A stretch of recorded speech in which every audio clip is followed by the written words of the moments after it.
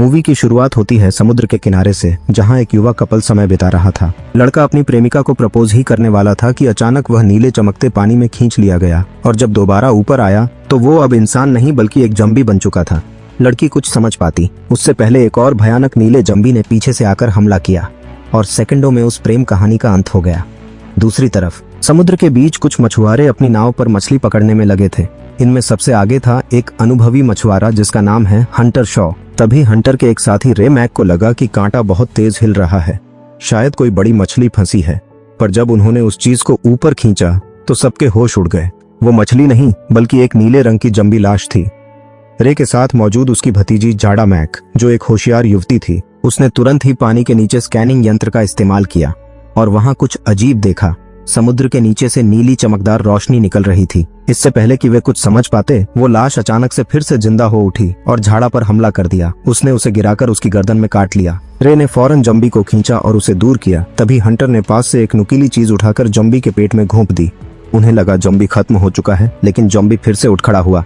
Hunter और रे ने मिलकर बड़ी मुश्किल से उसे समुद्र में फेंक दिया, लेकिन अब तक झाड़ा बुरी तरह घायल हो चुकी थी और उसकी हालत नाजुक थी। अब कोई समय बर्बाद नहीं किया जा सकता था। हंटर ने तुरंत नाव स्टार्ट की और सबको लेकर किनारे की ओर बढ़ गया। किनारे पर एक रेस्टोरेंट में डॉक्टर केंजी अपनी बेटी सामंथा के साथ खाना खा रही थी। तभी उसे हंटर का कॉल आया और खबर सुनकर वह चौंक उठी। वो तुरंत अपनी बेटी से विदा लेकर कार से अस्पताल की ओर रवाना हो गई। जब केंजी घाट पर पहुंची, हंटर और रे पहले ही झाड़ा को सहारा देते हुए ले जा चुके थे। एक डॉक्टर होने के नाते केंजी ने तुरंत झाड़ा की हालत की जांच की।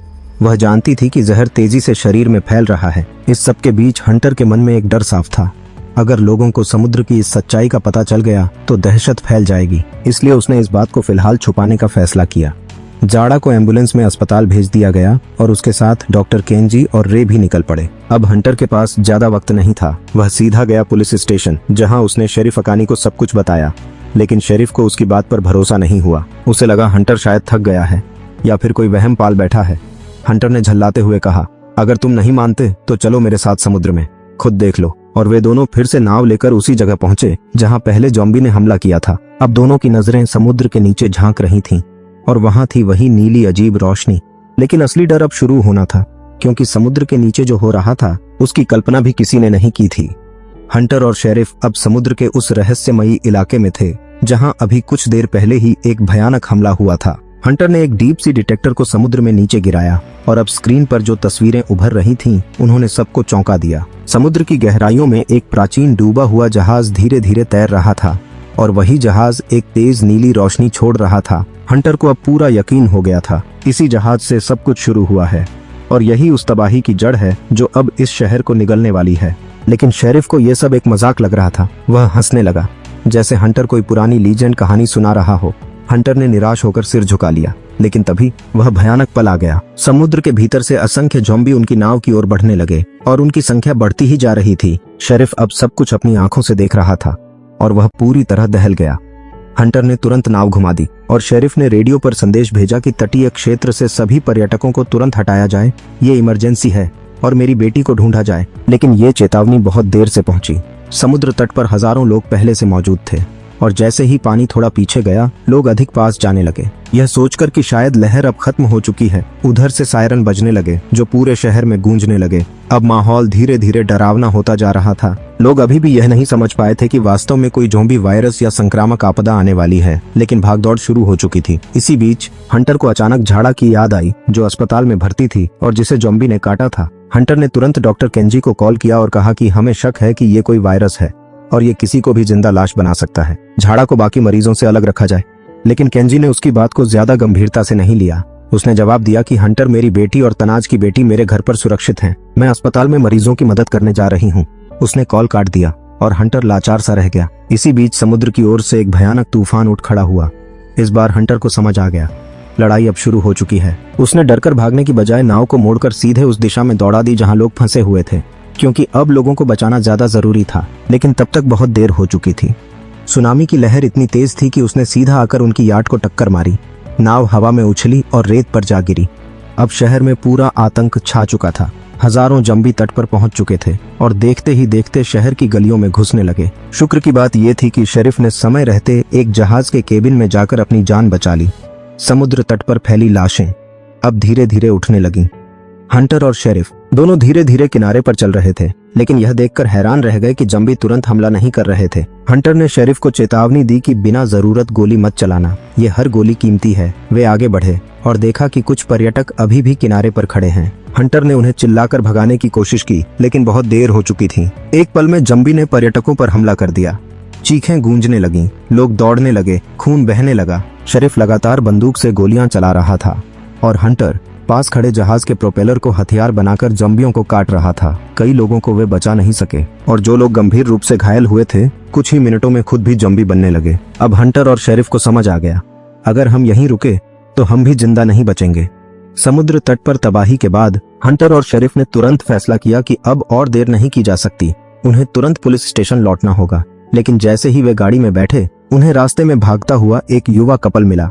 हंटर ने उन्हें भी साथ बैठा लिया। इसी बीच अस्पताल में केंजी ने हंटर की चेतावनी के अनुसार झाड़ा को आइसोलेट कर दिया था।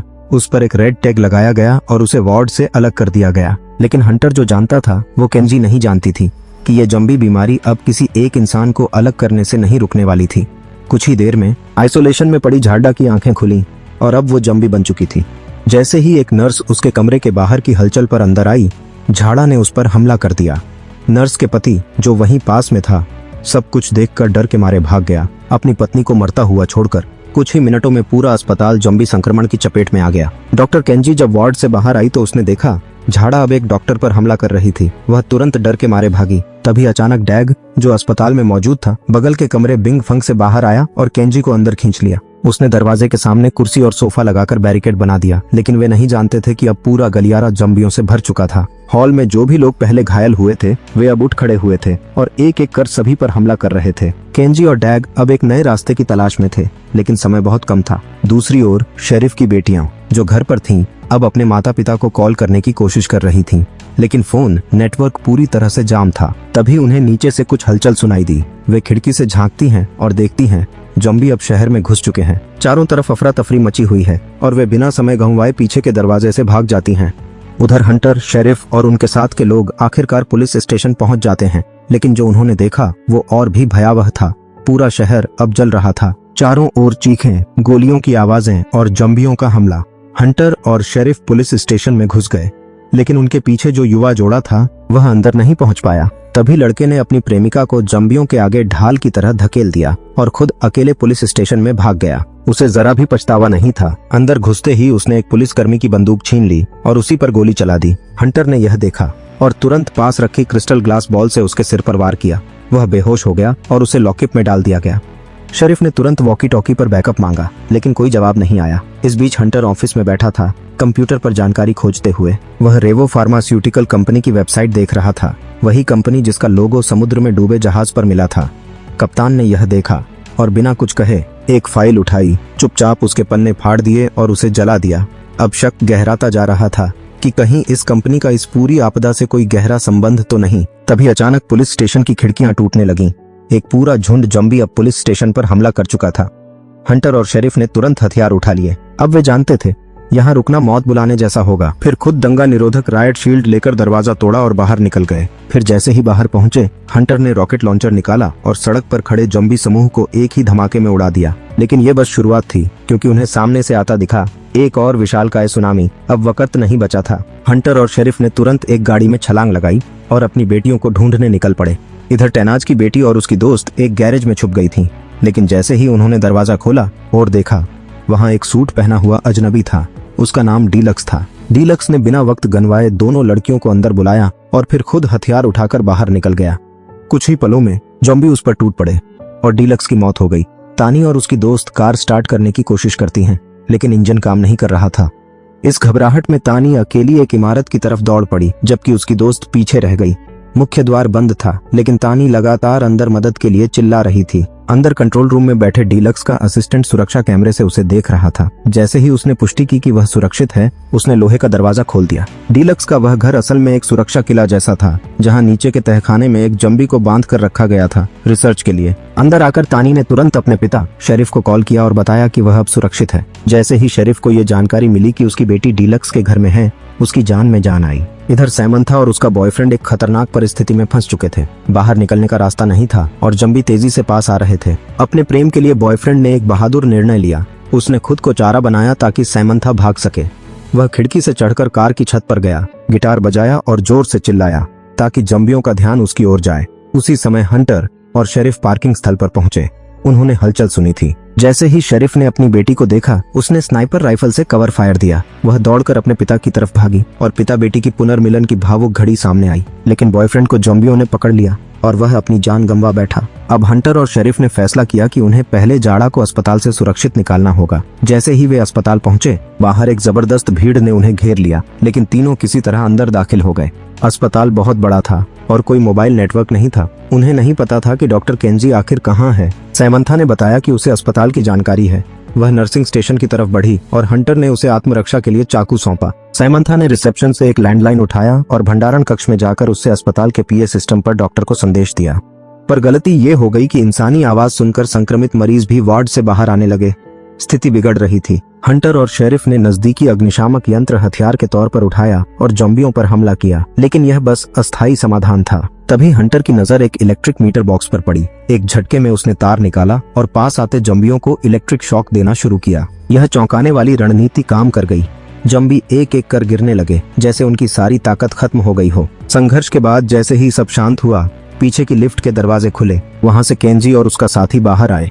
दोनों ने सैमंथा का प्रसारण सुना था और उसे फॉलो करते हुए नीचे तक पहुंच गए थे। टीम अब राहत की सांस लेने ही वाली थी, लेकिन तभी हंटर ने देखा इंस्पेक्टर के हाथ पर एक जख्म था, ताजा काटे जाने का निशान। लेकिन शेरिफ ने इस बारे में कुछ नहीं कहा, न तो किसी को बताया, न ही इलाज करवाया। अब टीम जल्दी से अस्पताल से निकली और एक एसयूवी में बैठकर पहाड़ी की तरफ निकल गए। आखिरकार तानी अपने पिता से मिल गई और उन्हें एक सुरक्षित घर में ले जाया गया। वहां रेडियो उपकरणों का उपयोग करके उन्होंने सहायता के लिए कॉल करना शुरू किया, लेकिन तभी उन्हें नीचे तहखाने से कुछ आवाजें आने लगीं।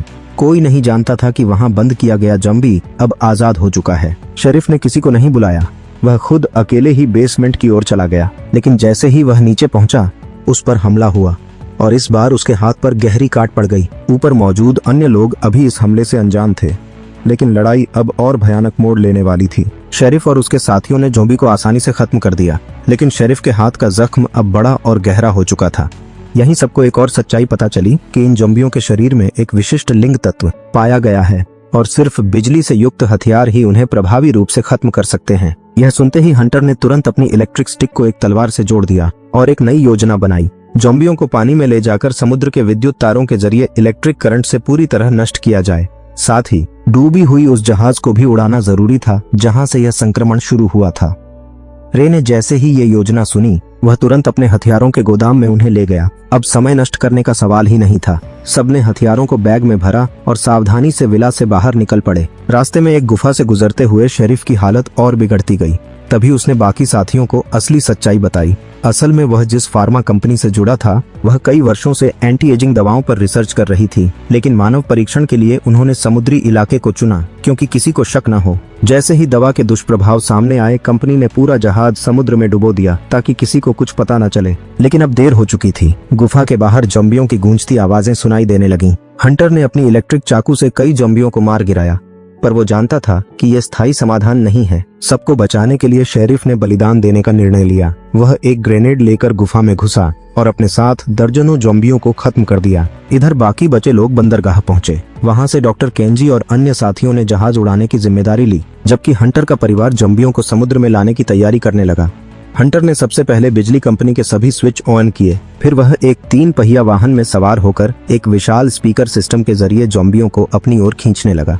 जैसे ही वह तट के निकट पहुंचा, उसने विभिन्न विद्युत तारों को पानी में फेंक दिया। इधर डॉक्टर केंजी और साथीदार ने विद्युत प्रवाह चालू किया और परिणाम चौंकाने वाला था। पानी में मौजूद सभी ज़ॉम्बी तुरंत बेअसर हो गए। वे लुढ़कने लगे, जैसे उनकी ताकत हमेशा के लिए खत्म हो चुकी हो। लेकिन उस समय टीम बहुत तनाव में थी, क्योंकि ज़ॉम्बियों की संख्या बढ़ती जा रही थी। जो पानी में विस्फोटक लगाने गया था, ज़ॉम्बियों द्वारा मारा गया। अब कोई और रास्ता नहीं बचा। सहायक और तानी ने मिलकर सभी बम उस डूबे हुए जहाज के लंगर पर बांध दिए और फिर उसे समुद्र में फेंक दिया। जैसे ही वह लंगर जहाज से टकराया, सहायक ने हंटर से विदा ली और विस्फोटक स्विच दबा दिया। एक भीषण विस्फोट हुआ और सैकड़ों ज़ॉम्बी राख बनकर उड़ गए। पूरा जहाज, जो जहर का केंद्र था, समुद्र में हमेशा के लिए डूब गया। लेकिन अफसोस, उस विस्फोट में सहायक भी शहीद हो गए। तुरंत ही उस विस्फोट से एक सुनामी उठी जो शहर की ओर बढ़ने लगी। लेकिन जब लहरें थमी तो शहर में पहली बार शांति लौट आई और इसी के साथ मूवी यही खत्म हो जाती है। तो दोस्तों, अगर आपको ये कहानी अच्छी लगी हो तो वीडियो को लाइक और चैनल को जरूर सब्सक्राइब करें। ऐसी ही अनोखी और रहस्यमयी फिल्मों की कहानियां हम लेकर आते रहेंगे। तो मिलते हैं अगली मूवी में एक नई कहानी के साथ।